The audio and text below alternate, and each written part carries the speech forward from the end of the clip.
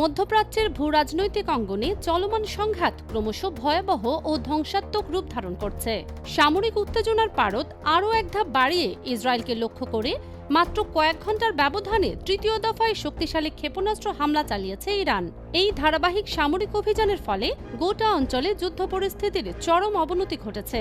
Israeli সংবাদ মাধ্যম Times of ইসরায়েলের সর্বশেষ প্রতিবেদন অনুযায়ী বাংলাদেশ সময় শনিবার রাত আনুমানিক ২টার দিকে ইরানের ভূখণ্ড থেকে এই নতুন দফার ক্ষেপণাস্ত্র নিক্ষেপের ঘটনাটি নিশ্চিত করা হয়েছে।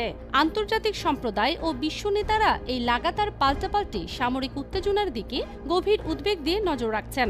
ইসরায়েলি সংবাদ মাধ্যমের দেয়া নির্ভরযোগ্য তথ্য মতে স্থানীয় সময় শুক্রবার সন্ধ্যা থেকে শুরু করে এখন পর্যন্ত মোট ৩বার ইসরায়েলের দিকে এই ভারী ক্ষেপণাস্ত্র ছুড়েছে তেহরান।